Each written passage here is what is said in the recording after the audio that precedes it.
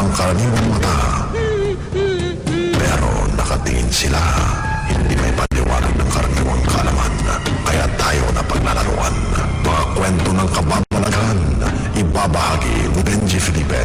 Kasindak-sindak. Tuwing linggo, alas 10 hanggang alas 11 ng gabi. Kung nararamdaman mo lang, dapat bang paniwalaan? Kasindak-sindak. Sa Radyo 5, 92.3 News FM. Transmitting live from our brand new studios at TV5 Media Center and Reliance Mandaluyong. By land, by sea, and on air.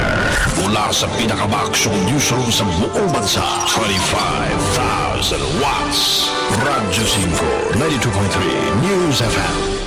Iwanan mo na ang lumang tunog ng AM. Hindi nakikita ng pangkaraniwang mata. Hindi may paliwanag ng pangkaraniwang kaalaman. Nararamdaman mo lang. Dapat bang paniwalaan? Magdasal na kayo. Papasok na tayo sa marim-marim na mundo. Kasindak-sindak sa Radyo 5, 92.3 News FM.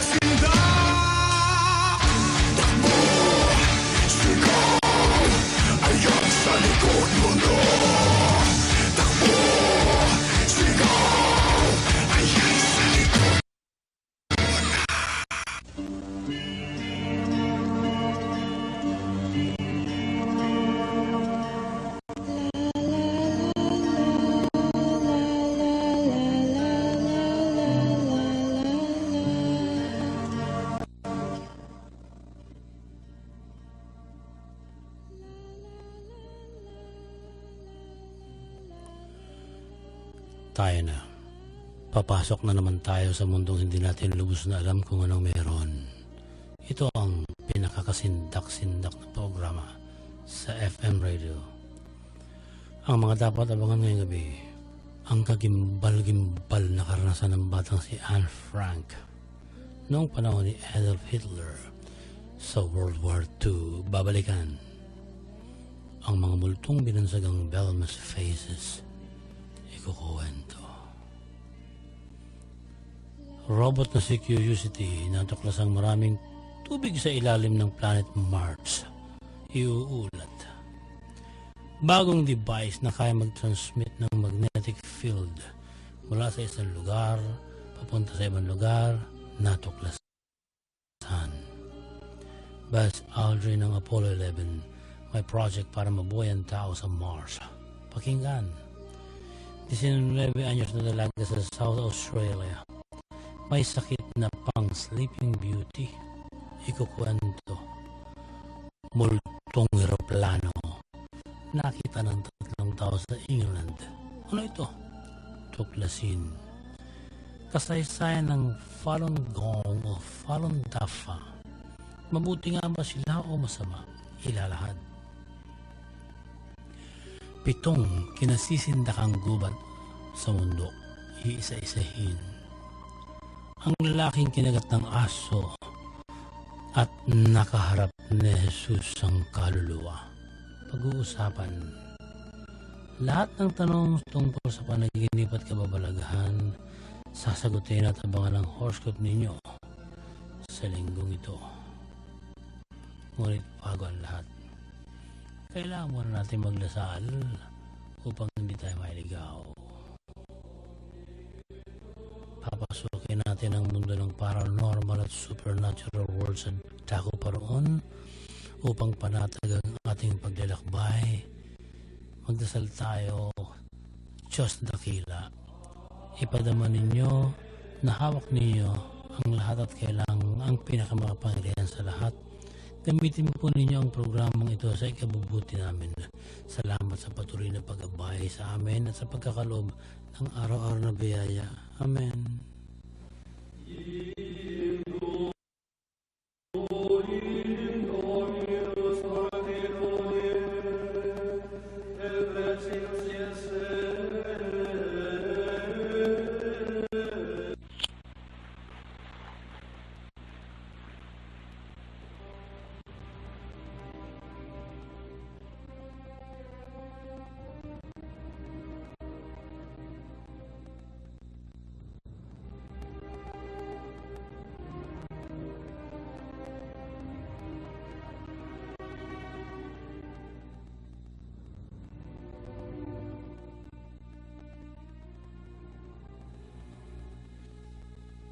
May nais na talakayin natin ang kwento ng buhay ni Anne Frank, isang batang babae ng World War II na may diary na iniwan upang maitala ang mga karanasang sinapit niya at ng kanyang pamilya.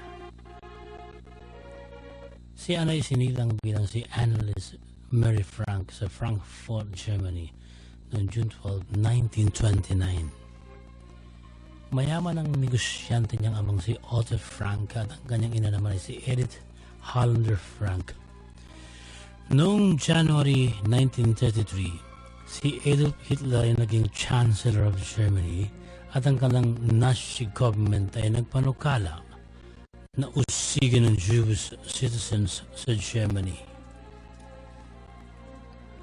1935, pumasok sa paaralan si Anne sa Amsterdam at naging tanyag siya bilang estudyanteng masipag. May kapatid naman siyang ang pangalan Margot Frank. Noong July 1942, sinakop ni Hitler ang the Netherlands at nakatanggap si Margot ng sulat mula sa Nazi na siya'y pinagre-report na magtrabaho sa isang kampo sa Germany. Sa labis na takot ay nagtago ang pamilya nila sa attic ng isang apartment katabi lang ng gusali kung saan naroon ang negosyo ng kanilang ama sa Amsterdam. Nag-iwan sila ng peking palatandaan na sila ay nagtungo na sa Switzerland. Mula noon ay nakatira na lamang sila sa attic at nagtatago sa mga Nazi. May tumulong sa kanila ang kasama sa negosyo ni Otto na si Herman van Pels at asawa nitong si August at ang anak na si Peter. Lahat sila Jews. Nagpupuslit lang sila ng pagkain sa ikabubuhay sa attic ng apartment. Kalaunan ay may nakitira rin na Jews na nagtatago sa Nazi kaya naging 8 silang lahat na tumira sa ganoon kaliit na mundo. May isang hidden door na hindi madaling ma-detect kaya sila patuloy na nakapagtago. Ang sabi ni Anne Frank, palaging puno ng tensyon ang loob ng taguan at iniisip nila palagi na pwedeng mahuli sila o pwedeng doon na sila mamatay. Kapag umaga ay walang nagsasalita para hindi sila marinig ng mga trabahador sa katabing gusali. Ang pampalipas oras ni Anne ay isulat sa diary ang lahat ng nangyayari sa kanila habang nagtatago. Isinulat niya rin ang kanyang mga nararamdaman noon. Ang diary ay natanggap niya bilang regalo sa kanyang 13 kaarawan, 1 buwan bago sila napilitang magtago sa attic. Ang kinakausap ni Anne sa diary ay isang imahinasyong kaibigan na tinawag niya si Kitty. Sinasabi niya kay Kitty ang kabiguang magkaroon ng privacy. Ang hirap sa paglaban sa kalungkutan. Nababanggit niya rin ang lupit ng digmaan, ang kalagayan ng sangkatauhan sa gitna ng giyera, at ang kalagayan ng kanyang mismong sarili bilang isang nagdadalaga. Hanggang sa sumulat na siya ng maiikling kwento at sanaysay habang nagtatago. Makalipas ng mahigit 2 taon, nahuli si Anne noong August 4, 1944 ng Gestapo o German Secret Police. May nagturo sa kanila na hindi naman nila kilala kung sino.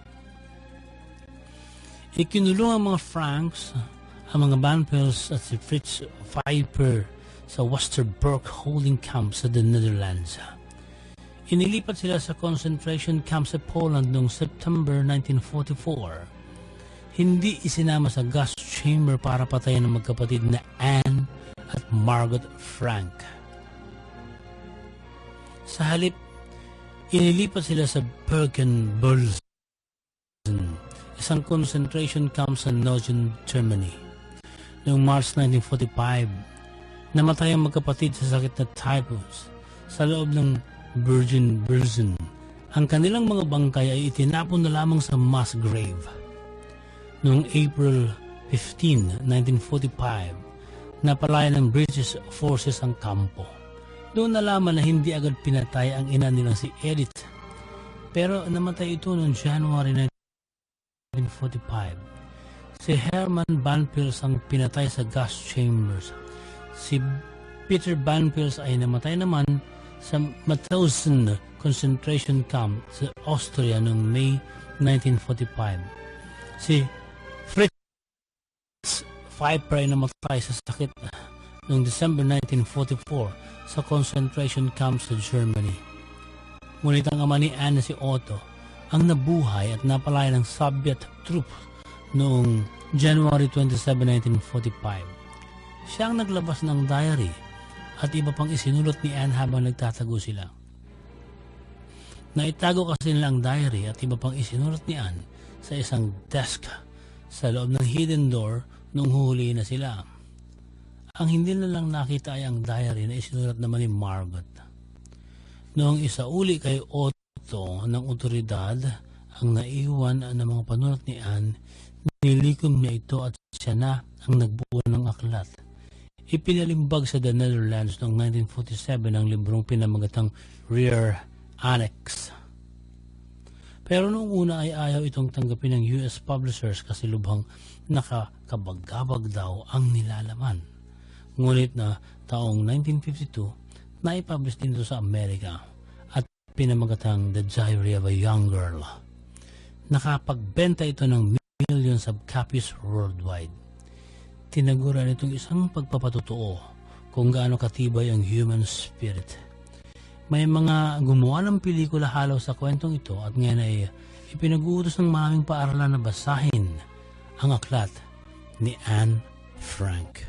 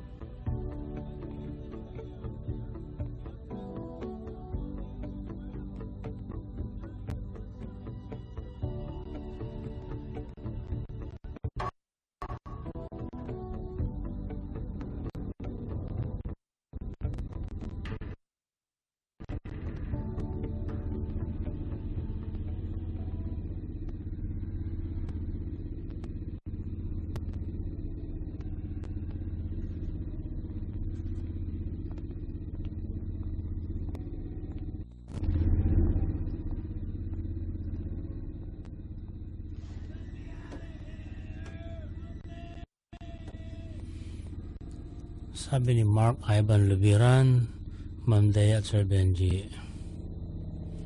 pwede niyo bang ikwento ang The Belmes Faces? Ang Faces of Belmes ay isang kaso noong August 1971 sa bahay ni Maria Gomez Pereira. May sahig siya sa kusina na may lumitaw na mukha ng isang tao. Pinunasan niya at nabura. Pero makaraan ng ilang araw muling lumitaw ang mukha sa bahaging iyon ng kanyang sahig. Dahil dito, inalis ng otoridad ang sahig, tinuklap at saka sila nagukay dahil alam daw nila na ang lugar na kinatitirikan ng bahay ni Maria ay dating sementeryo. Sa lalim na 9 feet, nakakuha sila ng kalansay ng tao. Kinuha ito ng otoridad at muling tinakpan ng sahig sa kasinimento. Pero ilang linggo lamang ang nakalipas, muli na namang may lumitaw na mas maraming mukha sa sahig.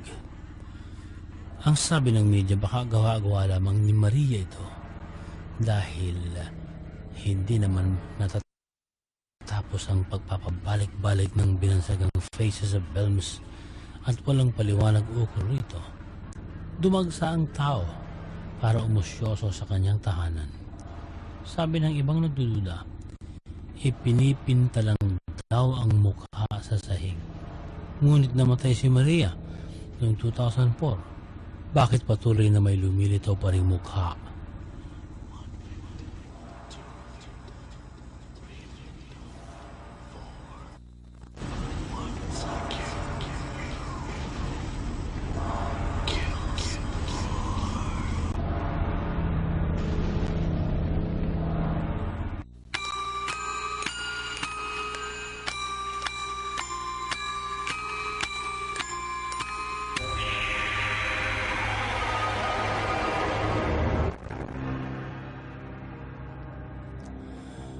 Sa mga nais pong magnegosyo, sa tamang paraan kayo lumugar.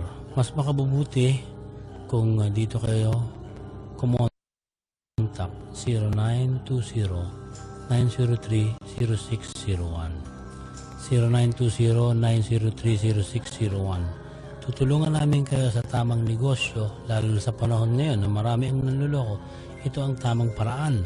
0920-903-0601.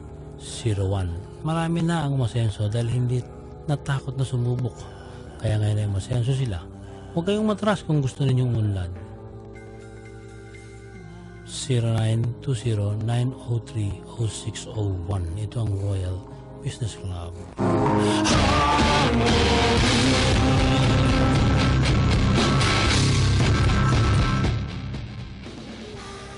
May nakikita ba kayong multo? May nararamdaman ba kayong sumasanib na masamang espiritu sa inyo? Mayroon ba kayong panaginip na kahila-hilakbot? Nakatanaw na ba kayo ng UFO? May mga inaakala ba kayong duwende o maligno sa bahay ninyo? Like ang aming Facebook page, Kasindak na Sindak. Doon ay pwede kayo magkwento ng inyong nararanasang nakasisindak. Walang iwanan. Sama-sama lang tayo. Pikit mata nating aarokin ang lalim ng inyong naiengkwentrong kasindak. Sindak.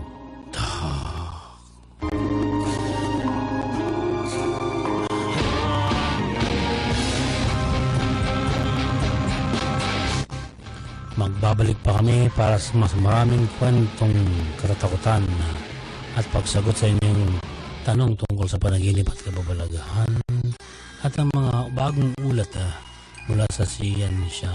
Diyan lamang po kayo. Magpaparaan lang kami ng ilang paalala. Ang oras ay alas 10:28 ng gabi.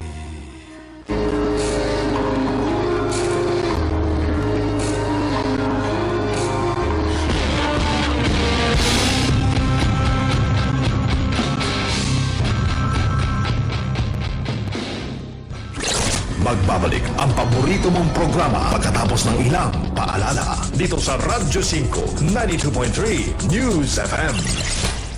Sa itim ng gabi, Sa paglamig ng hangin, sa pagkonti ng tao sa daan, sa bawat yapak ng nawawalang kaluluwa, sa kalsadang madilim. May Jojo A na nanggigising! High five! Ang riot na talk show host muling magkakalat ng good vibes! Sa nag-iisang late night talk show na all the way! Ay, wala na pala yun! Sa nag-iisang medyo comedy, medyo serious, medyo heavenly, medyo sexy. Parang malina, no? The Medyo Late Night Show with Jojo A. Weeknight, 11:30 p.m. sa TV5. Panibagong pagsikat ng araw, kailangang ihanda ang katawan, isipan at kalooban basta't may pampaganang balitaan at magandang talakayan. Papaon nina Martin Andana, Lourdes de Vega, Grace Lee at June Sabayton. Aksyon sa umaga, Lunes hanggang Biyernes alas 5 ng umaga sa TV5. Si Mar, may Corina. Si Cheese, may Heart. Di ba parang may kulang talaga eh. Kulang ka ng First Lady, di ba? Tama. Mag-audition tayo. Audition tayo. Anong pangalan mo? Hi, I am Yugaline. And I want to be the Philippines' next First Lady. I can make you happy. Ikaw, anong nais mo? Kasama sa voter registration ang biometrics. Ito ang picture, fingerprint at firma mo na dapat ibigay sa COMELEC para iwas daya at iwas anomalya sa botohan. Ako po si Shira Main. Maging bahagi ng pagbabago, yan ang nais ko. I'm Matthew. I'm Cookie. And we are a couple. TV5 and Unit Health Productions present A friend told me about Filipino women. Hi. Who was that? The Perfect Match Made Online. Good thing everybody here speaks English. I know, right?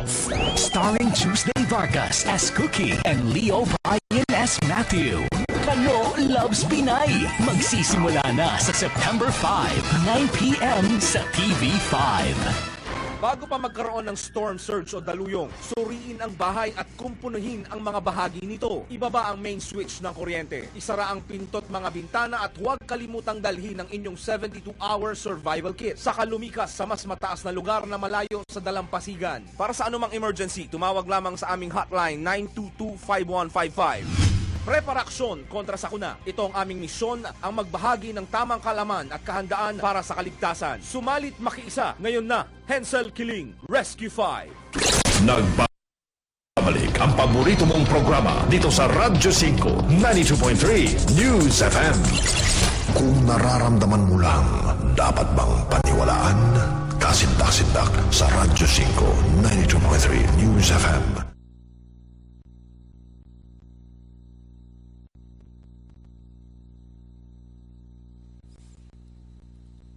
Natin ang mga ulat sa siyensya mula kay Thea.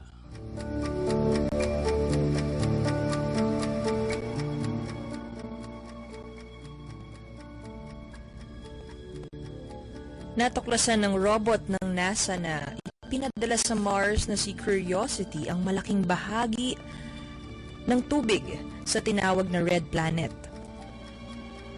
Nakunan ito ng larawan sa ilalim ng Buckskin Rock sa Marias Pass. Kaya mali ang unang akala na parang disyerto lamang at tuyot ang planetang ito na pinag-iisipan ngayon ng mga siyentipiko kung bakit kaya ba na itong tirhan ng tao. May onboard drilling apparatus kasi ang robot na rover kaya nakapaghuhukay ito. Ipinadala ito ng NASA at dumating sa Mars noong 2012. Mula noon ay nagsimula na itong humalughog sa kabuuan ng Mars para malaman kung ano-ano ang mga naroon.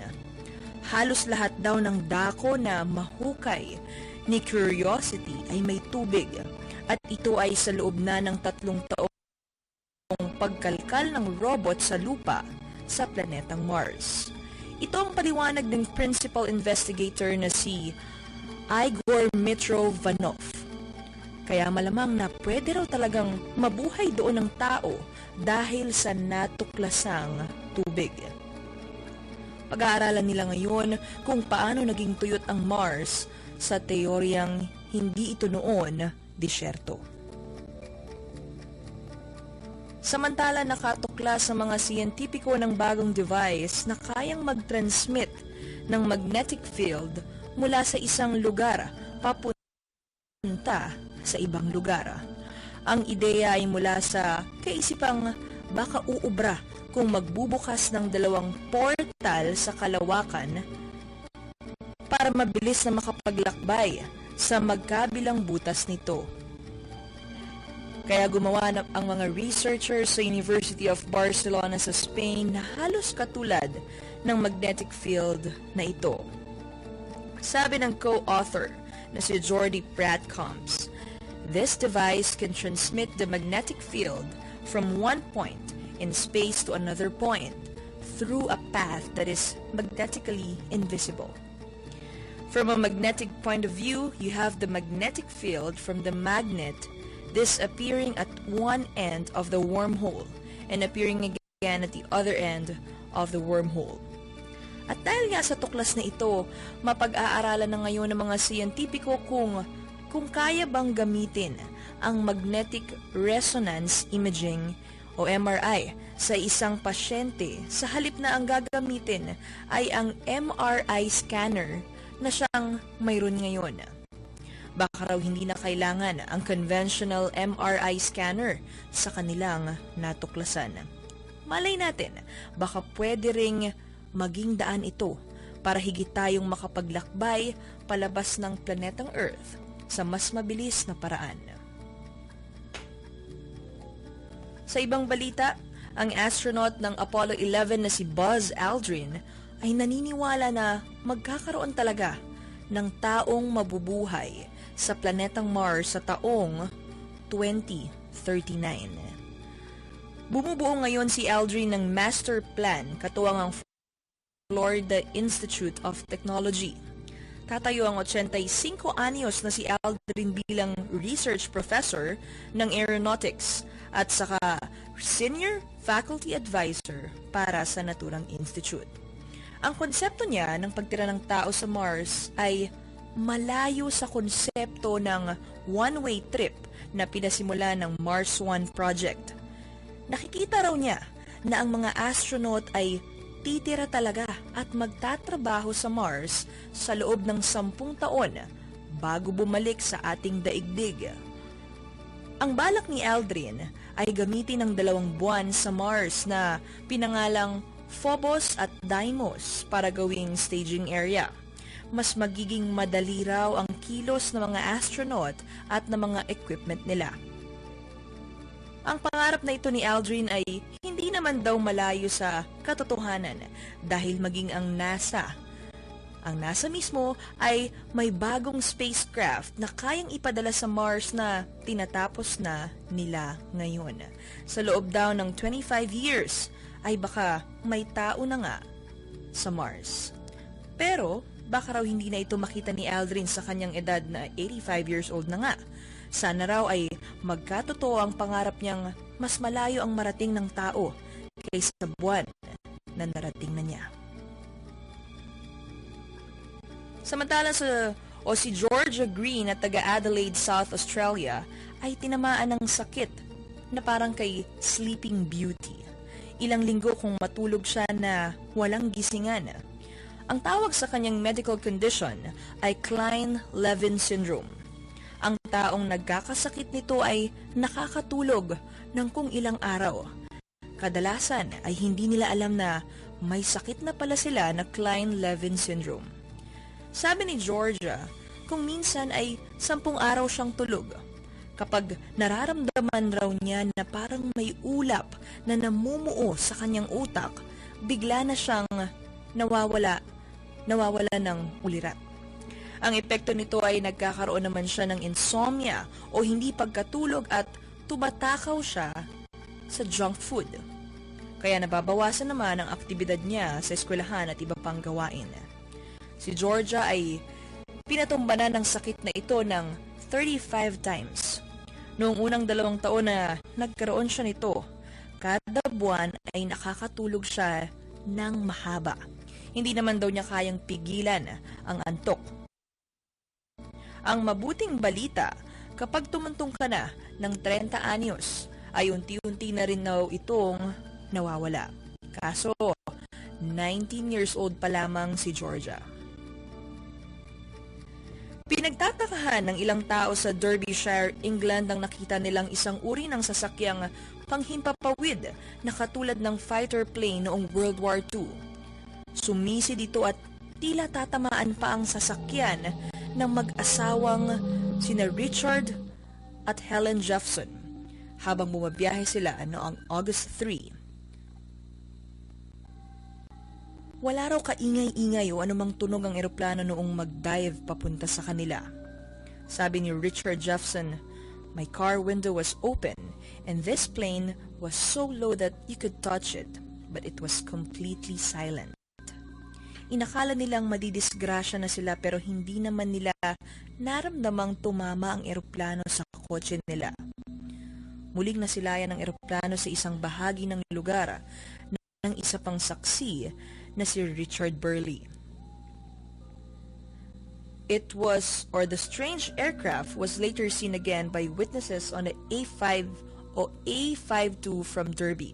It was flying very, very low, but there are quite a lot of trees at that point, so I couldn't get a very good look at it. I couldn't believe that nobody else had seen it.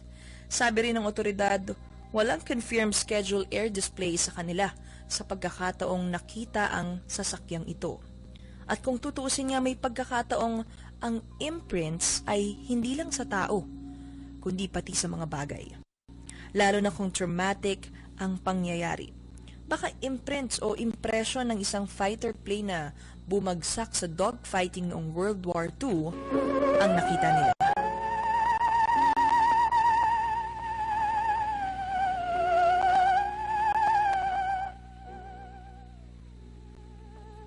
Sasagutin muna natin ang unang bahagi ng mga tanong tungkol sa panaginip at kababalaghan. Sabi ni Ray Angelo, paala. Ang tanong ko, yung panaginip ko may nagpakita na multo sa tabi ng kwarto ko tapos may sinabi siya sa akin na malapit na. Hindi ko alam ang ibig sabihin ng malapit na. Ray, posibleng may isang pangyayari sa iyong waking life na iniiwasan mong masolusyonan, no? Marahil ayaw mo itong harapin kaya naapektuhan ng kasalukuyan mong nararamdaman sa issue. Sabi ni Elizal John Diaz Villar, I'm Ellie. The way you explain things is so deep ang meaning. It makes sense at all. Keep it up. I'm listening. Salamat, Ellie. Salamat. Sabi ni James McCracken, El Dahe.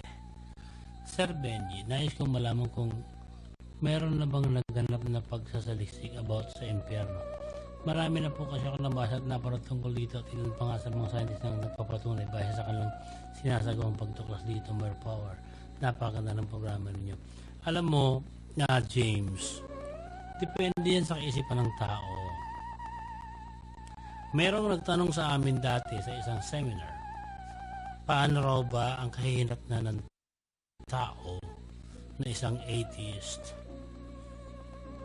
7 ang nagpaliwanag ng kanya-kanyang pananaw. Pero kung ako ang tatanungin, ganito yan eh. Kung ikaw ay Katoliko, may konsepto ka ng heaven and hell. At ang Diyos na nakatingin sa iyo ay may ipinag-uutos na dapat mong sundin. Kapag sinuway mo ang utos ng Diyos, pag namatay ka, bagsak mo sa impyerno. Ang katumbas noon, evil deeds, di ba? Pagka sinunod mo lahat ng utos ng Diyos, namatay ka, punta mo sa langit. Ang katumbas noon ay kabutihang mga gawain. Pero kung ang isang atheist ay hindi naniniwala sa Diyos, may konsepto pa rin siya ng mabuti at masama. Bakit? Wala pa akong nasusumpungang kwento mula nung ako ay maging journalist, mag-40 taon na nagsasabing ang atheist ay nagugrupo-grupo upang umanib sa mga international terrorist. Wala pa akong nakita na atheist na halimbawa ay nagte-terrorize ng isang community. sa makatuwid, sumusunod sila sa batas. At ang pagsunod nila sa batas ay kumikilala sila sa mabuti at sa masama.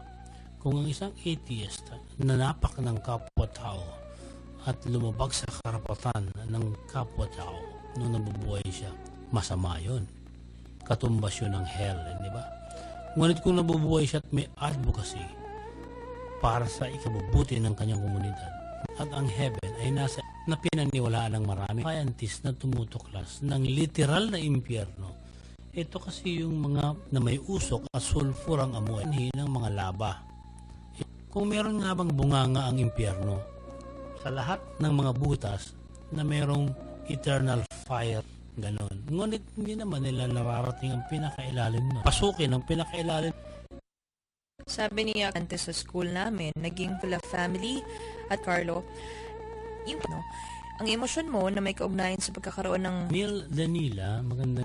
Ito ang dahilan na hindi na ako masyadong matatakotin dahil ang panaginip ko na nagpaudo bago ako pumunta sa stage. Naging i-insist ako ng isa pang paggawa ang ibig ipahiwatig doon. Sinasabing halimaw sa underground ng malls, wala black group. Kasyon na kapakit-pakinabang at maging karapat dapat sa isang kakayahang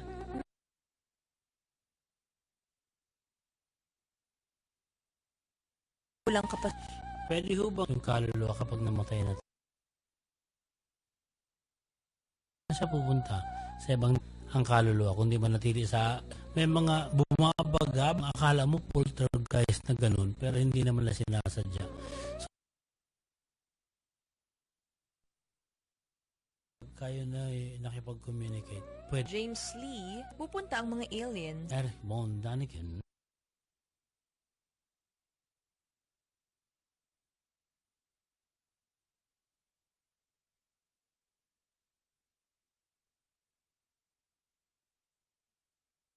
James Lee, pupunta ang mga alien. Eric Von Daniken. Strukturang hindi kaya ipaga natin maaaring nag-iwan talaga ang mga alien na bilis.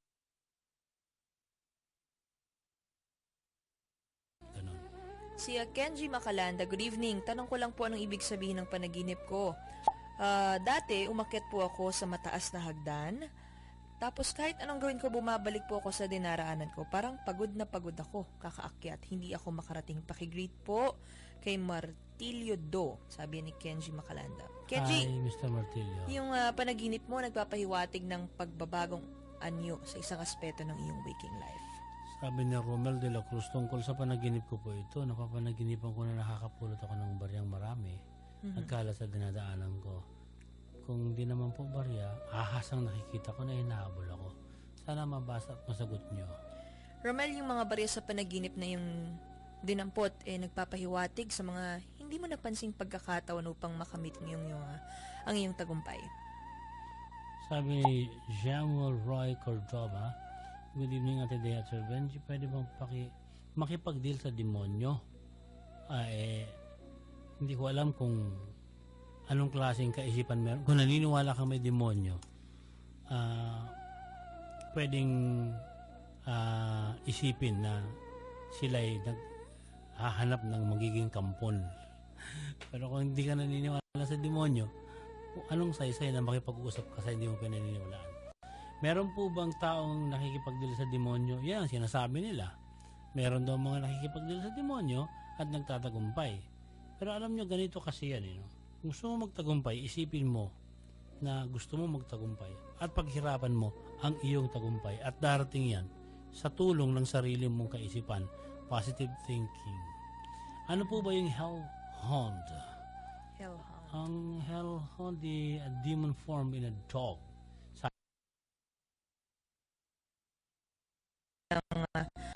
Panaginip ako nanaginip ako ng ngipin natanggal po. Ganon din po sa ate ko na naginip siya ng ganon. Lay, marahil nangangamba ka or posibleng yung ate mo rin na malaman ng ibang tao ang iyong pagkukulang sa kanila. Kung yung pagkatanggal ng ngipin mo, Lay, naging kalmado ka sa iyong panaginip, posibleng sinasabi ng iyong subconscious mind na maging mahinahon ka sa pag-aaral at pagsusuri sa kinakaharap na sitwasyon sa iyong waking life. Sabi ni John Leo Espiritu Mateo, mukhang nagayo mo ata ako ng radio program nyo dahil sobrang na-inlove ako. Pwede po bang itapik ang tungkol sa Zabida Massacre? Ganito yan, Leo. Ang kasaysayan niyang ganito. Naku, napakahaba nito pero sana makinig kayo at huwag kayo maiinis, ano? Ang Pilipinas pala nung araw, ang pangalan ay East Kingdom of Sulu. Ang buong peninsula ng Palawan, Zamboanga, sa baba, south, yung Tawi-Tawi, Sulu, pati yung North Borneo ay pag-aari ng Sultanate of Sulu. Bakit napunta pati ang Borneo sa kanila na bahagi sana ng Brunei? Kasi nung nagkaroon ng gera ang mga kapatiran ng Brunei, tinulungan ng Sultanate of Sulu at nung manalo sila sa gera, niregalo sa kanya yung Borneo na naging Sabah na nga ngayon. Yung buong isla na yan, ang buntot niyan, Visayas at Luzon. So, nung araw, ang Luzon at Visayas ay buntot lang.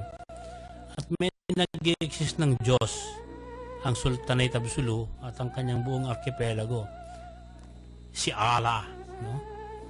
Ang nasa Luzon at sa Visayas noon mga pagans. No? Wala pa silang sariling Diyos. Wala pang Kastila 1425, na-recognize ng Ming Dynasty sa China ang East Kingdom of Sulu at nagkaroon sila ng magandang relasyon. Yan, ha? Yan yung simula ng kwento niyan. Ngayon,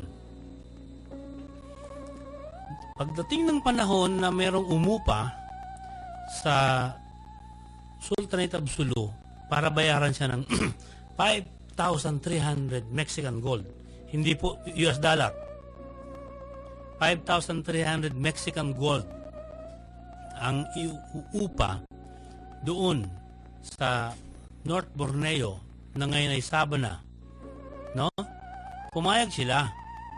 Ang taong ito ay negosyante sa pangalang Gustavo von Overbeck. Yan. Ngayon, itong si Overbeck,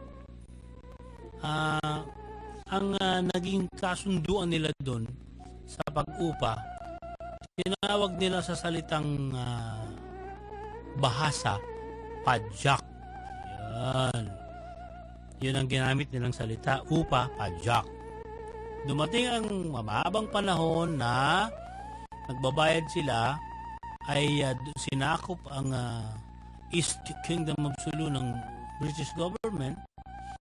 May nag-translate itong kanilang usapang lease o upa. L-E-A-S-E, lease, upa. Translate nila yon na parang napunta ang pabor sa bansang Malaysia. No? Ngayon, nung inaangkin na ng Malaysia, nagkaroon naman ng gulo sa bansang Pilipinas dahil pagdating ng Kastila, pinangalanan ng Pilipinas bigla itong ating lupain na hindi naman nila pag-aaral, dumaong lang sila, inangkin nilang kanila at iniregalo na kagad sa pahari ng Espanya na si King Philip, kaya tinawag na Pilipinas. Hindi pumayag ang mga kapatid nating Muslim. At historically, sinasabi ng mga tausog na si Lapu-Lapu ay isang tausog. Meron silang kasunduan sa mga dato ng Visayas at Luzon na kung merong mga mananakop, tutulong ang East Kingdom of Sulu. Nagpadala ng tao ang Sulu, Sultanate, para tingnan kung sino yung mga dayuhan na dumating na sabi mga matatangos ang ilong at maputi. Ang inutusan nilang tao, apparently, Lapu-Lapu nga ang pangalan, tausog pala siya. Pagdating doon, nakita niya na meron talagang mga dayuhan. Nagkaroon ngayon ng away. At napatay nga ni Lapu-Lapu si Magellan. Pagkatapos noon, napag-isip-isip siguro ng mga Kastila, mahirap lusubin basta-basta ang Mindanao, matatapang ang tausog. Ang indoctrination nila, nagsimula lang sa Visayas at hanggang sa Luzon. Kaya naging Katoliko ang mga taga Luzon at Visayas at hindi naman nakialam ang Sulu-Sultanate basta't nabuhay lang sila ng maayos noon. Kaso, nung ibinenta na ng gobyerno ni Aguinaldo ang Pilipinas sa Treaty of Paris, sa pamamagitan ng Treaty of Paris sa Amerika, inangkin ng Amerika ang buong kapuluan ng Luzon, Visayas at Mindanao kasama na ang Sultanate of Sulu. At doon, nagkaligaw-ligaw na ang kasaysayan ng Sabah. No? Hindi na naging maayos kung ito ba'y pag-aari pa ng Pilipinas o hindi. Fast forward tayo, naging presidente naman itong ama ni Gloria Macapagal Arroyo na si Dado Macapagal. Siya ang unang nag-claim at nag-file ng kaso sa International Tribunal Court na hindi pag-aari ng Malaysia ang Sabah, kundi ito ay pag-aari ng Pilipinas dahil ang Sultanate of Sulu nagbigay ng kanilang pag-surrender sa bandila ng Pilipinas nung magkaroon ng independence. Ang lahat ng sovereign people at land ay under the flag of the Philippines. Kaya nung hinahabol nila yan, pumalag na ang Malaysia. Marami ng tricks ang ginawa para mapigilan. Ang tanong mo ngayon sa akin, John Leo Espiritu Mateo, ano ang kwento ng Jabida Massacre? Sa point of view ni Boy Saicon, ganito, ang tunay na pangalan ng grupo ng Tausug na na-training na 300 personnel lang ay Oplan Merdeka. Okay. Bakit sila na-train ni Marcos? Tinrain sila ni President Marcos dahil nung wala na si Macapagal at si Marcos na ang presidente, ang pananaw ni Marcos, kailangan mabawi natin ang Sabah dahil hindi ito pag-aari ng Malaysia. Pero hindi naman niya planong salakayin ang buong Sabah dahil mahirap namang isipin na ang 300 persons na na-train ay sasalakay ng ganun at mai-invade nila. Malabo yun eh. Ang nangyari pala noon, ayaw din ng mga Tausug na nakatira sa Sabah na sila ay sakupin ng Malaysia.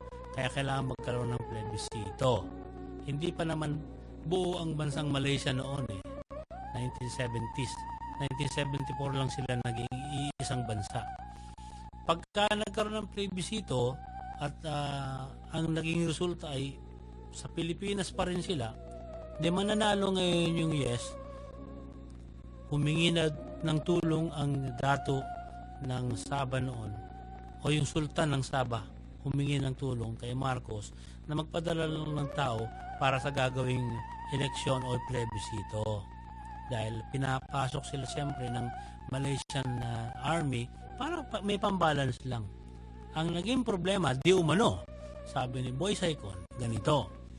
Si Pastor Boy Saicon na nagkwento nito. Yung grupo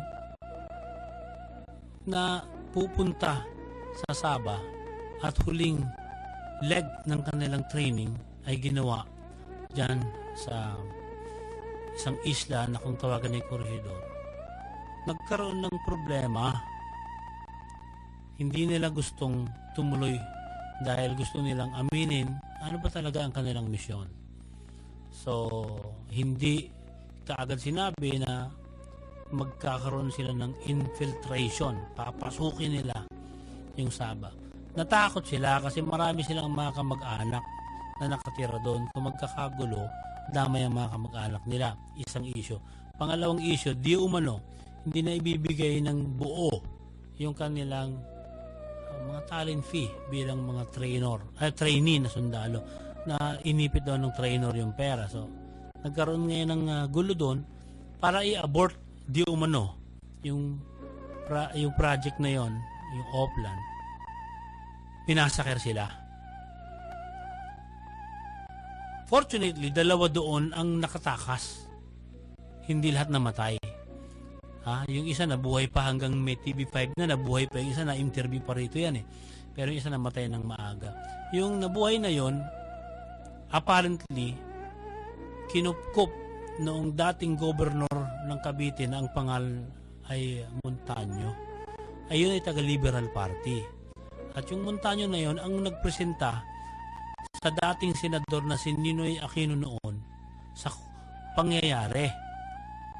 Sa hindi ko malamang dahilan, tinawag nilang Jabida Massacre. Yun. Hindi ko alam kung bakit. Ang pagkakamali dyan sa kwento, pinalalabas na yung 300 na taong yun ay mag-i-invade sa Sabah. Doon ngayon nagkaroon ng galit ang Malaysia, nagatungan sila at nabigyan ngayon nila ng katwiran yung pagprotekta nila sa Sabah. Ganun ang kwento niyan. At itong Jabida Massacre, hindi natin sinasabing dapat hindi kundinahin. Dapat kundinahin, maraming namatay eh. Pero yung grupo na yon, binuo di umano ni Marcos yun para proteksyonan ang magiging plebisito dahil alam na ng sultan noon ng Sabah na mananalo ang yes at bababalik sa bansang Pilipinas yung karapatang ari ng Sabah batay sa pag-surrender ng Sultanate of Sulu na siyang original na may-ari sa sovereign rights nila sa flag of the Philippines. Yan ang kasaysayan ng Jabida Massacre na namali rin ng mga unang panahon na ako ay bata pa. Ang sinasabi, ito ay binuo upang lusubin at sakupin ang Sabah at noong mabuking, pinagpapatay na lang sila. Ganon ang kwento noon until nakausap natin si Pastor Boy Saicon na siyang pinaka-advisor ng Sultanate of Sulu. Yan ang kwento. Saliksikin nyo pa rin po ang kasaysayan para mas maliwanagan ninyo ang kwentong ito. Sabi naman ni Michael Valen Diaz, Good evening Sir Benji at Idea. Gusto ko lang pong itanong, ano ang meaning ng panaginip ko nung bata pa ako? Kasi hanggang ngayon ay hindi ko pa rin nakakalimutan. Sa panaginip ko ay nagising ako. Dahil katabi ko yung mga kapatid kong matulog, nagising din po ako na katabi ko raw sila. Lumabas po ako ng bahay namin, madilim pa. Lumapit ako sa parang gate na kahoy na may butas na singlaki ng 2 kamay ko. Sumilip ako sa butas at nakita ko po yung white lady nakatayo. Estimated ko po na 15 feet away from me at nakaharap siya mismo sa kung saan ako sumisilip at humahangin ng malakas. Medyo natakot ako sa nakita ko kaya umatras ako. Bumalik agad sa loob ng bahay at pumunta sa higaan ko. Pero nung nagmamadali na po akong humiga, may nakita akong nakahiga na sa hinihigaan ko na hindi ko tinignan kung sino. Kaya dumapa na lang ako at doon na naputol po yung panaginip ko. Salamat sa pagbibigay ng meaning at sana po mas sumaba pa ang inyong airing time. Maraming salamat po. Bago yan, Michael, batiin ko muna si Andros Gamboa na nakikinig ng Kasendak-Sendak. Hi, Andros. Michael, nakatuklas ka ng Apple mga... Gamboa. Nakatuklas ka o nakakatuklas ka ng mga bagong bagay sa iyong pamumuhay, no? Tila mas lumalawak pa yung iyong pangunawa sa mga ito. Sabi ba naman ni Melvin Bailon, ask ko lang po, may 92.3 News FM po ba dito sa Rojas City? Dati po akong nasa Manila na nakikinig sa inyong programa. Kaso lang po, wala na ako sa Manila. Hindi ko pa po alam kung paano ulit makaparinig sa Kasindak-Sindak. Yung taga-samba siya? Taga Rojas City. Baka sa Iloilo meron. Meron ba tayo sa Iloilo? 92.3. Ang Davao natin, Channel 29, Cagayan de Oro natin. Ang radyo natin 101.9 sa Cebu at Davao. Sa General Santos ay 102.3. Sa Cagayan de Oro ay 101.5. Live streaming na lang kayo ng www.news5.com.ph para sigurado. Sabi ni Jimmy Lingan, Kasindak-Sindak, maraming salamat. Ang dami kong natututunan sa show ninyo. Pasensya na po kung ang message ako ng message sa inyo. Pwede bang pakitalakay ang mga sumusunod? The mysterious disappearance of Agatha Christie. Lagyan natin to. The Pack Sister, Margaret at Kate. Las Islas de Monicas. Tapos na ito. No, yung Islas de Monicas. Maraming salamat po. Nagiging aware kami sa lahat ng bagay. Thanks. Pabati na rin ang Lingan family ng Muntinlupa. O yung mysterious disappearance of Agatha at saka yung Fox Sisters. Minarkahan ko ito, Jimmy. para masaliksik namin. Pero itong tungkol sa isla ng mga manika, 2 ulit na namin itong natalakay. Sabi ni Christian Dilan, sindak-sindak, pwede bang itapik ang tungkol sa secret message or meaning ng kantang American Pie ni Don McLean? Wala. Wala siyang secret message. Siya ay ginawa noong namatay ang tinatawag na ama ng musika. No? Ano na nga bang pangalan noon? Nung singer na he was a black American na magaling na jazz tsaka blues singer. Nung siya ay mamatay, dahil siya ay hinahanga ni Don McLean, kinait niya yung American Pie. 14 minutes ang haba nito, kung tutuusin. Pero minsan sinashortcut ng mga DJ ang haba eh. Wala hong nakatagong mensahe sa likod niyan. Si Bob Still Jimenea, good evening sir, ma'am. Nananaginip po ako na bahay, tapos nandun po yung pinsan ko at lola ko. Tapos naligo po yung pinsan ko, hinila niya po ako, then nakipagtalik sa akin. Bigla pong dumating yung boyfriend niya. Nahuli kami. Tapos, ng lola po, pati rin po ng lola namin. Nagsorry po ako sa lola ko, pero sabi po ng lola ko sa pinsan ko, pinsan ko daw po ako mag-sorry. Ano po kayang ibig sabihin nun? Okay, Bob. Ang iyong panaginip ay nagre-representa lang sa mga ugali mo at ang iyong pinsan na nagtutugma sa isa't isa, no? Hindi naman nangangulugan na may pagtingin kayo sa isa't isa, kundi may mga hakbang o desisyon kayong ginagawa na katanggap-tanggap sa inyong magkakamag-anak. Sabi ni Mark Billones II, ang hobby ko talaga makinig sa inyong programa at marami akong natututunan. Tatanong ko lang, bakit kadalasan sa camera nakikita ang mundo at bakit hindi nakikita ng naked eye? Ako, meron akong panaginip tungkol sa zombie apocalypse. Anong ibig sabihin? Okay. Ang paliwanag ni Adam.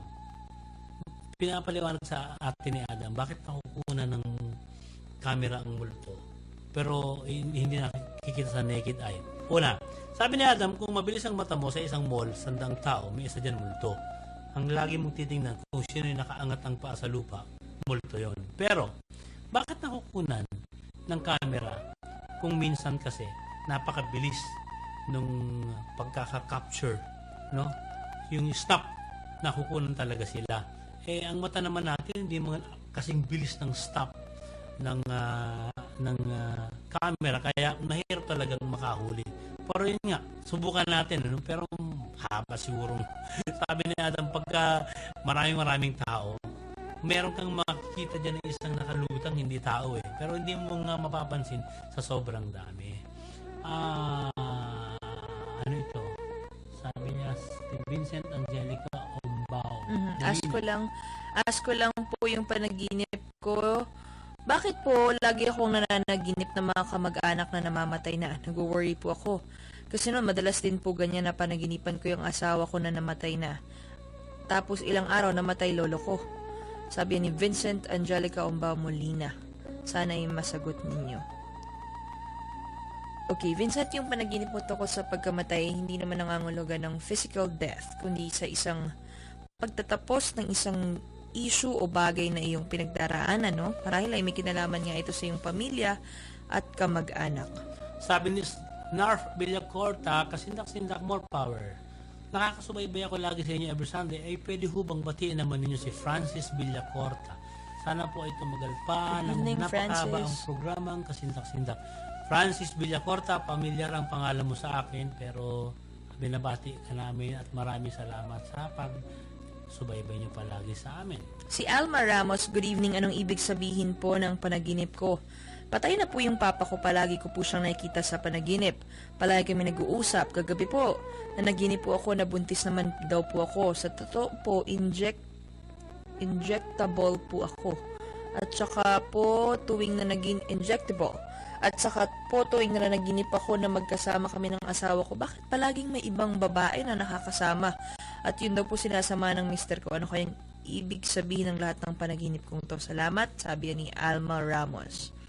Okay, Alma, yung panaginip mo sa iyong ama, nagre-representa lamang sa iyong pagka-miss sa kanya, no? Yung pagdadalang tao naman, ay may kinalaman nito sa panibagong kabanata na iyong nararanasan sa waking life. Yung panaginip mo naman tungkol sa isang asawa mo o sa asawa mo na may ibang babae ay indikasyon ito sa emosyong nararamdaman mo patungkol sa kanya. Kung may pagdududa kang nararamdaman sa iyong mister, ito ay dahil sa subconscious mind mo, no, na itatago mo yung saloobin mo, kaya sa panaginip ito lumalabas. Sabi ni Hana Ortoyo, pakibati kami sa Caloocan at More Power. Yung Ortoyo family po, maraming salamat sa pakikinig, binabati po namin kayo. Sabi ni Murillo Montaño, good evening Sir Benji. Pwede bang i-topic nyo King Solomon's Seal? May mga nabasa akong article na epektibo raw itong iselyo sa talisman at nagbibigay ng additional na puwersa. Maraming salamat po, listener niyo ako since 2013. More power sa research team ng Kasindak-Sindak at sa inyo sa studio dyan. Maraming salamat sa inyo, Mr. Murillo Montaño, at minarkahan ko na po ang King Solomon's Seal para hanapin ang kwentong ito.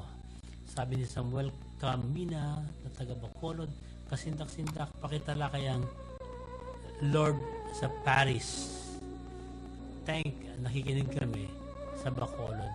Salamat po sa mga Safe ride, Bacolod. Mamarkahan ko itong Lord Paris para masalisik namin. Okay, si Ellen Rose Briones Frando. Ask ko lang po yung dream ko na nasa madilim na lugar po ako at may nakita kong malaking pating na kinakain ng buo ng daga. No? Sana masagot ninyo. Pabati rin po pala yung kapatid kong si Bea at pinsan kong si Aljon, Valerie, Kat at si Kim na nakikinig po ngayon sa Kasindak-Sindak. Maraming salamat sa inyo, Good evening. Aljon, Valerie, Kat at Kim. Okay, Ellen. At kay Bea. Yung panaginip ni Ellen Chongsto, nagpapahiwatig ang iyong panaginip, Ellen, sa bagsik at galit na nararanasan mo marahil sa iyong waking life ngayon.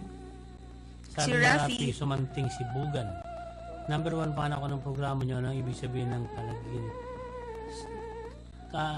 Ano po bang ibig sabihin na kaya mong gisingin ang sarili mo pag binabangungot ka? okay, kapag binabangungot, Rafi, kung sasanayin mo yung sarili mo sa pagkokontrol ng iyong panaginip, madali ka namang magigising, no?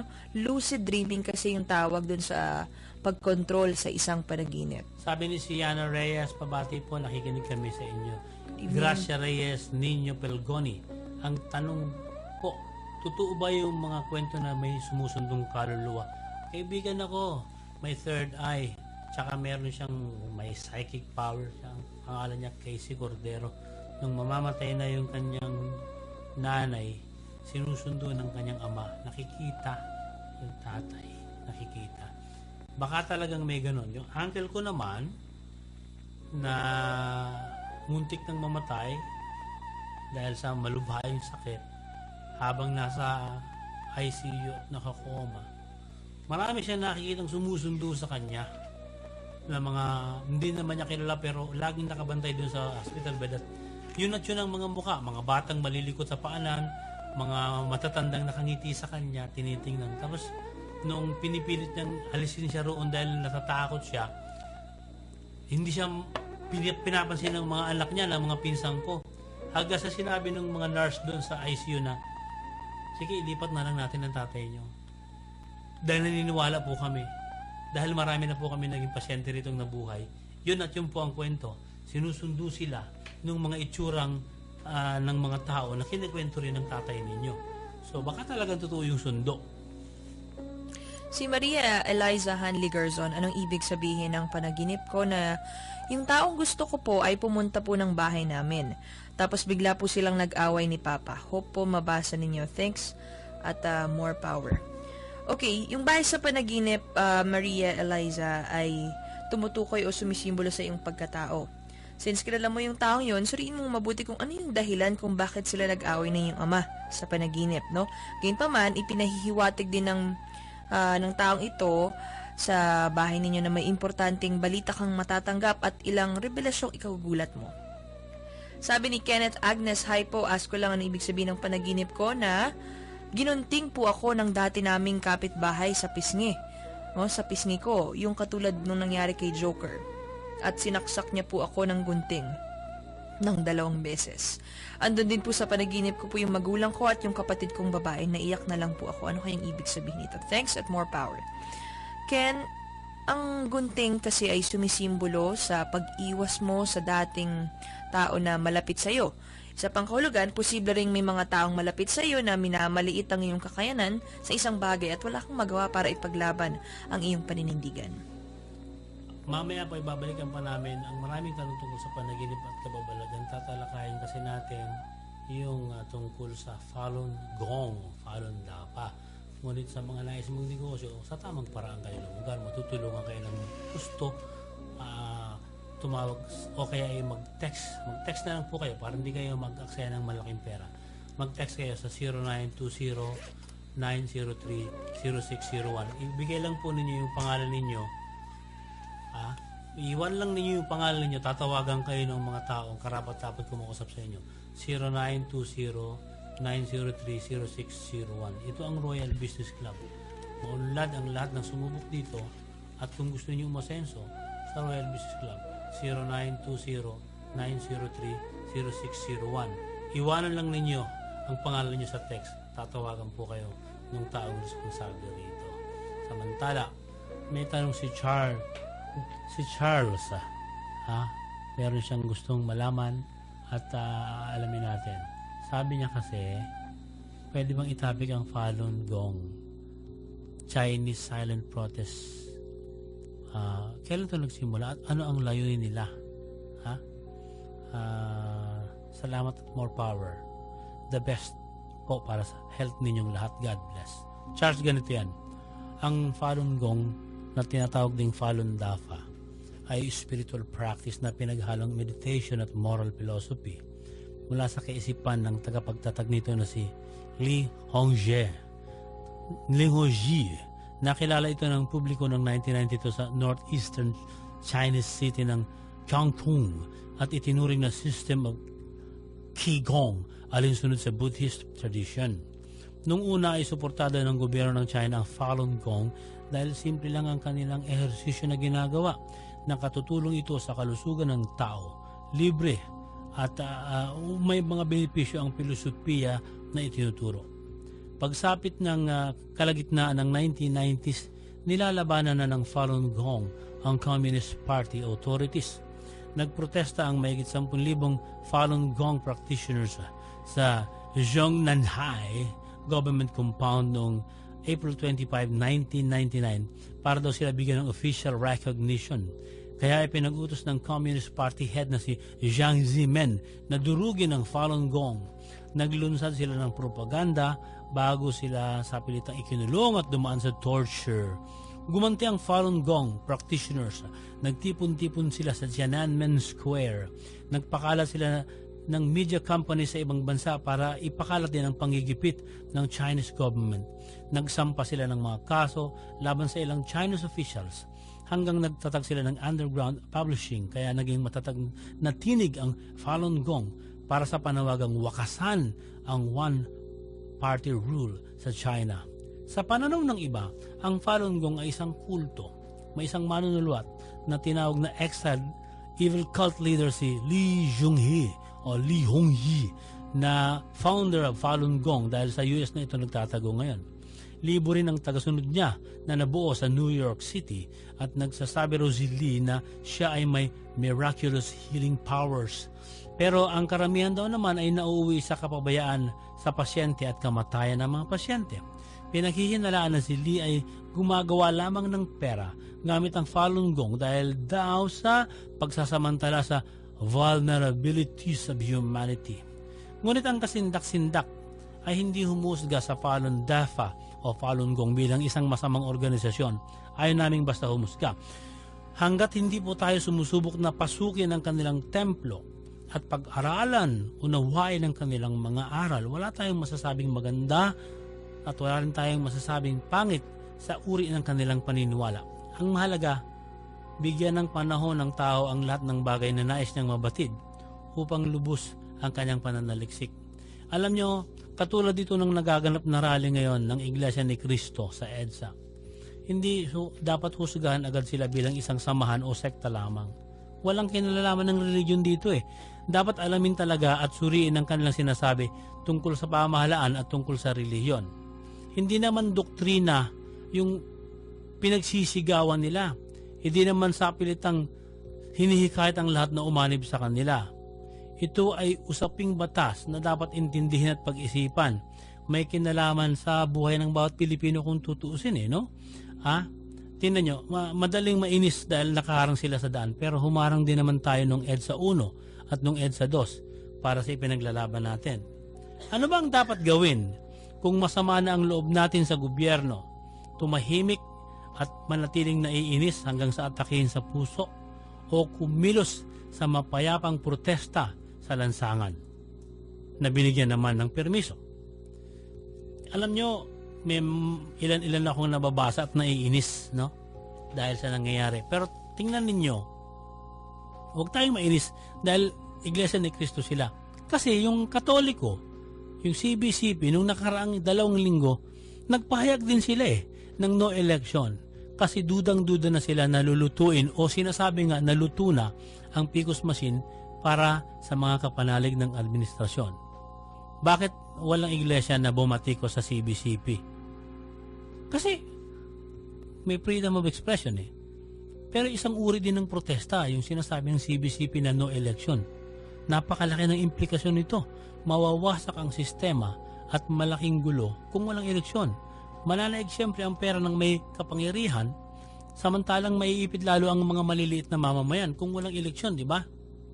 Ang masakalap dito, hindi rin sineryoso yung panawagan nila at wala rin tayong pakialam o walang maraming nakialam.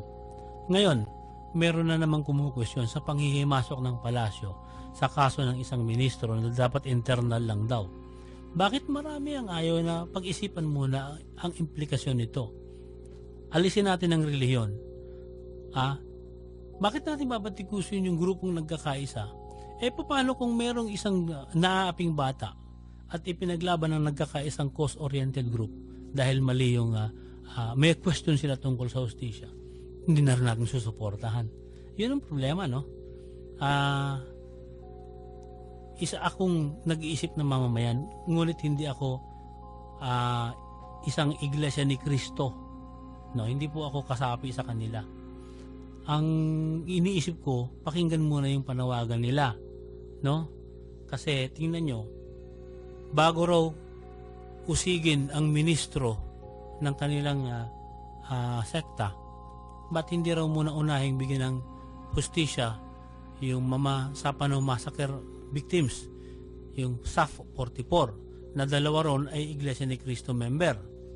Bakit daw hindi muna unahin yung pagbibigay ng ulat sa bayan kung kumusta na ang investigasyon sa DAP na ang daming nakawan, apektado ang bayan?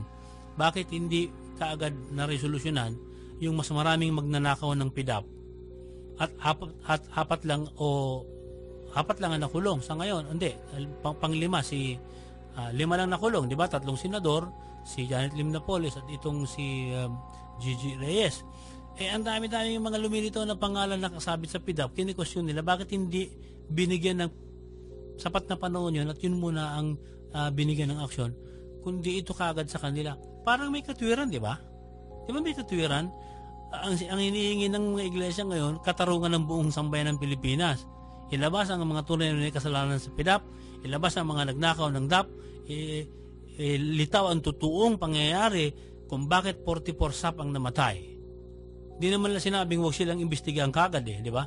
Unahin muna ang dapat unahin dahil ang pag-aksyon ng mabilis ay hindi lang sa selective justice na ginagawa daw ng DOJ.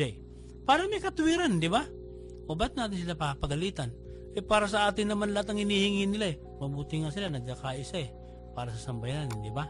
So, yun ho, huwag kagad tayong huhusga sa mga kung sino-sino ng mga samahan. Tingnan muna natin kung ano yung pinaglalaban. Yun lang po ang masasabi natin. Samantala, narito ang 7 kasindak-sindak na gubat na kinatatakutan ng maraming tao sa mundo.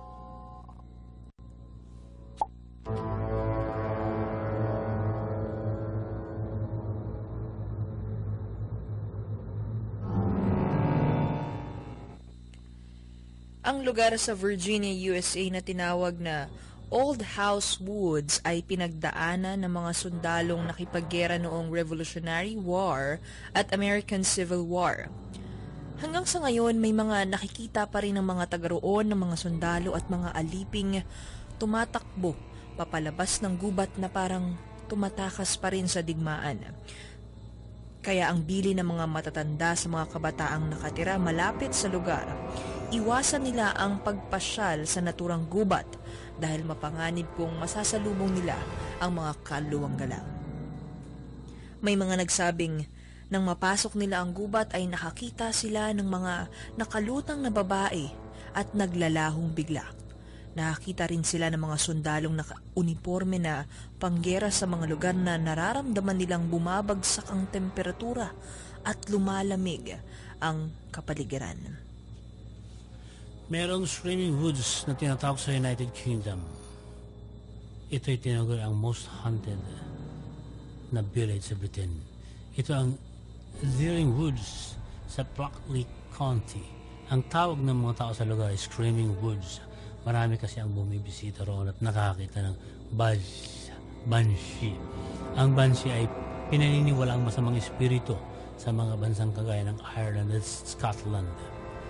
Noong 18th century, may isang lalaking bumiyay sa highway at pagdako sa kakahoyang ito'y tinambangan siya ng mga taga-village. Siya dinala sa kakahoyan at doon siya pinatay gamit ang espada.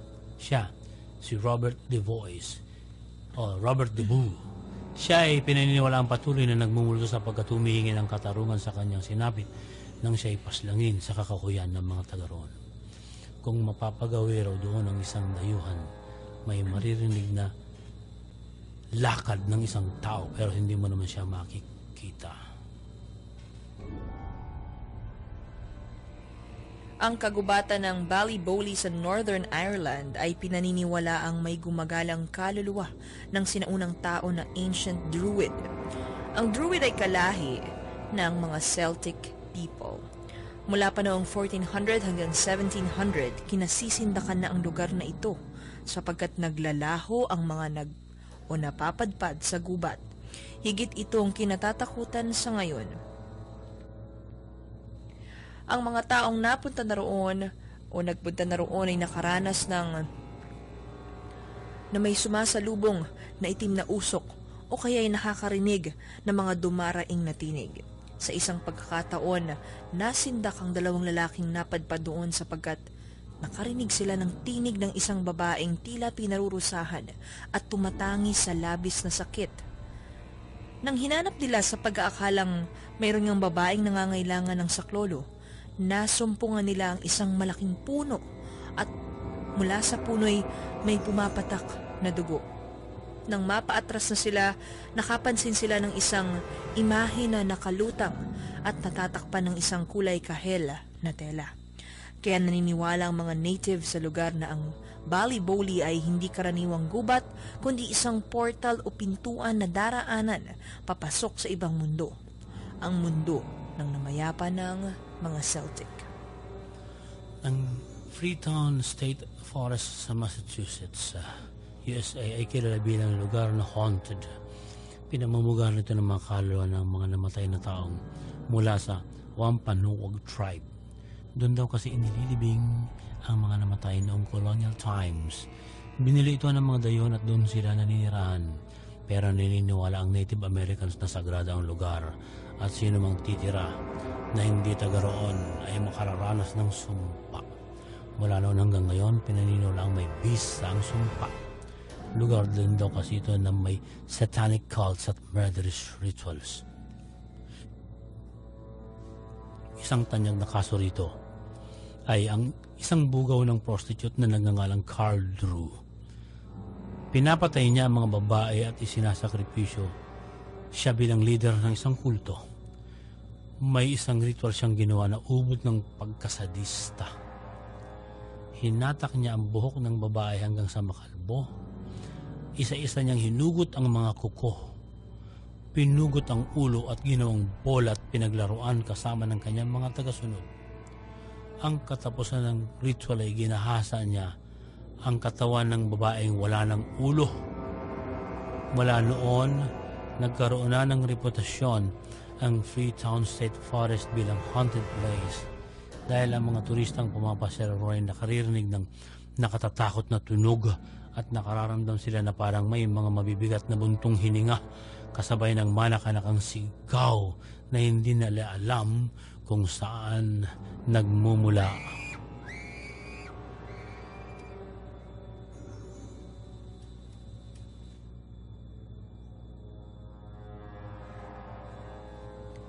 Ang Devil's Tramping Ground sa North Carolina, USA ay sinasabing kinatatakutan ng mga aso. Sabi sa alamat, ang paulit-ulit na panggugulo ay kagagawan daw ng isang sinasabing demonyo na ginagamit ang kagubatan upang maghasik ng kaguluhan at sindak sa sangkatauhan. Nagtataka ang mga siyentipiko kung bakit walang nabubuhay na halaman at hayop sa lugar na ito. Kumuha pa sila ng sample ng lupa ngunit hindi nila nahanapan ng sagot kung bakit hindi kayang mabuhay o bumuhay ng halaman at hayop sa nabanggit na lugar. May mga taong nagtangkang manatiling magdamag sa lugar pero walang tumagal hanggang umaga. At ang mga pinipilit na abutin ng umaga ay nadadatnan na baliw na. Pinaniniwalaan na kagagawa ng demonyo ang kabaliwang sinasapit ng mga taong sumusubok ang kasindak-sindak na misteryo ng Devil's Tramping Ground. Ang Huay Basyo Forest sa Romania ay kilalang lugar na may mga hindi maipaliwanag na kababalaghan. Noong 1968, may isang biologist na nagngangalang si Alexandre Sifa ang nakakita ng UFO na pumasok sa loob ng gubat. Mula noon, ang sinumang nagtatangkang pumasok na tao sa Huay Basyo Forest, kung hindi nahihilot ng susuka, inaatake siya ng matinding sakit ng ulo at nagkakaroon ng mga pasa sa katawan, ang higit na nakagigimbal. May mga natutulala pagkakalabas ng gubat, kaya tinuturing nila ang lugar na isang UFO station. Nawawalan daw ng sense of time ang mga taong napapadpad sa loob ng nabanggit na gubat. Panghuli sa listahan ng Aokigahara Forest sa Japan ay kilalang suicide forest dahil sa rami ng mga taong nagpapakamatay sa lugar na iyon. Mula pa noong 1950s, nasa 500 katao na ang pumasok sa Aokigahara Forest at nagtangkang magpatiwakal. Kaya ang mga turistang nagpupunta roon ay nakakita ng mga nabubulok na bangkay ng mga tao. Kaya itinuring na ang gubat na purgatorio ng mga kaluluwang nagdurusa dahil hindi makaalpas at naging bilangguan na ang gubat ng mga taong doon nagpatiwakal. May mga nagsasabi na ang pagpapatiwakal ng mga nagagawi roon ay bunga na rin ng pag-uudyok ng mga espiritong nauna nang namatay sa lugar at sila'y patuloy pa rin naliligalig. Nakapagtataka rin na ang ilang turista sa Aokigahara Forest sa Japan para nga bumisita ay nakararamdam ng ayaw na nilang umalis. Nabibighani raw sila sa lugar na tila gusto na nila roon mamatay.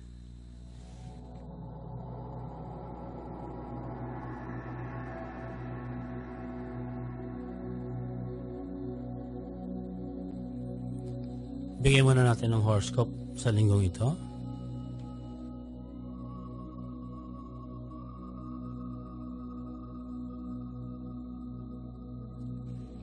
Narito na ang horoscope para sa linggong ito. Aries, March 21 hanggang April 19. Huwag hayaang matapakan ng paninindigan. Kumilos na ng maaga upang hindi maagrapyado sa dulo ng proyekto. Masagana ang buhay pag-ibig kung gagamitin ang lahat ng makakaya sa ikaliligaya ng relasyon.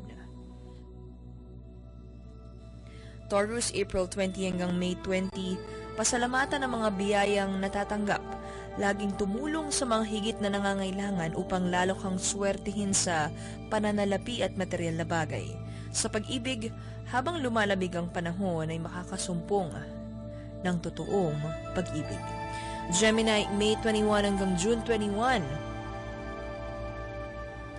Magniningning ang iyong linggo kung puro positibo lang ang iniisip ng mga bagay.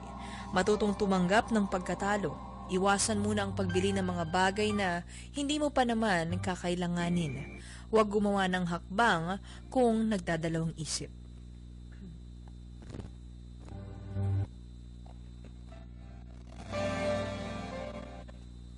Cancer, June 22 hanggang July 22. Kung kailan ka walang-wala, bigla ang dating ng swerte. Sa pag-ibig, maging maingat sa pakikipag-usap sa kasuyo. Malamang na muli na naman kayong magkatampuhan. Leo, July 23 hanggang August 22. Maging pasensyoso kung may mga kamali ang natatanggap mula sa minamahal. Ito na ang panahon upang mapalago ang negosyo. Panatilihin lang ang pagiging masinop. May mga hindi pagkakaunawaan sa pagitan ng mga miyembro ng pamilya. Ipahinga muna ang pabugso-bugsong emosyon bago magdesisyon. Virgo, August 23 hanggang September 22. Kahit may malaking gastusing kinakaharap, kailangan makapaglaan pa rin para sa pag-iipon. Ito ang linggo na makakapagliwaliw kasama ang pamilya. Panahon din para pagplanuhan na ang hinaharap kasama ang mahal sa buhay. Libra, September 23 hanggang October 23. Sa panahon ngayon, mas malaking halaga ang kikitain kung iiwasan ng mga intriga. Sa pag-ibig, laging yayain ang kasuyo sa pagsisimba at iba pang gawaing may kaugnayan sa spiritualidad. Scorpio, October 24 hanggang November 21, isang dating kaibigan ang darating. May iaalok na pagkakitaan at sunggaban agad ito. Pagkakataon mo na upang madagdagan ng ipon. Patatagpuan ng isang taong magpapasaya sa iyo sa pakikipagsosyalan. Sagittarius, November 22 hanggang December 21. Hindi maiiwasang hindi ka paniwalaan ng mga tao. Ang mga sikretong nalalaman ay hindi dapat ipagsabi dahil maaring makasira ito ng pagkakaibigan. Panahon na upang buksan muli ang puso matapos ang natamong kabiguan. Capricorn, December 22 hanggang January 19, iwasang pumuna ng mga bagay o tao sa paligid. Sa halip ay maging mapagpakumbaba. Ipagpatuloy ang pagtulong sa kapwa, may kapalit na matatanggap sa huli. Aquarius, January 20 hanggang February 18. May mga pagkakataong mabibigo pero huwag mawala ng pag-asa dahil malalampasan din ang mga pagsubok na nararanasan sa ngayon. Dobleng biyaya ang matatanggap sa linggong ito dahil sa pagpupursiging matapos ang gawain sa bahay o trabaho. At sa Pisces, February 19 hanggang March 20, huwag isiping malayo ka sa nais mong marating. Ang totoo ngayon pa lang ay abot kamay mo na ang tagumpay. Iwasang paghintay ng mga taong umaasa sa iyong pag-aaruga. Panahon na upang ayusin ang mga gusot na matagal sa relasyon. Sa lahat po ng nais na subaybay ng aming horoscope, i-upload namin sa Kasindak-Sindak Facebook page. Maraming salamat po sa patuloy ninyong pagsubaybay sa programang Kasindak-Sindak. Salamat sa kasama namin si Jurgen Meliana, Jessica David, at kay Edson Santelices. Sa ngalan pa ng kasama ko rin si Derek Cacho, ako si Benji Felipe, nagsasabing pagpapalayan tayo ng Panginoon kung patuloy tayo magdarasal, lalo na sa mga panahong maraming kaguluhan sa ating paligid. Hanggang sa susunod na Kasindak-Sindak muli dito sa pinakasindak-sindak na programa sa FM Radio.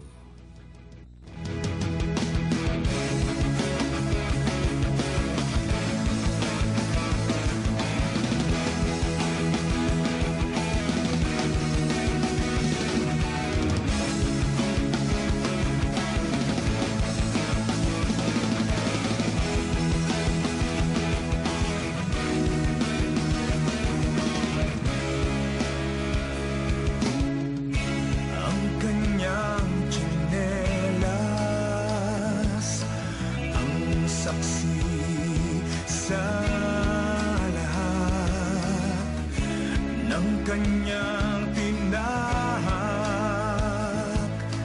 ang daang malubak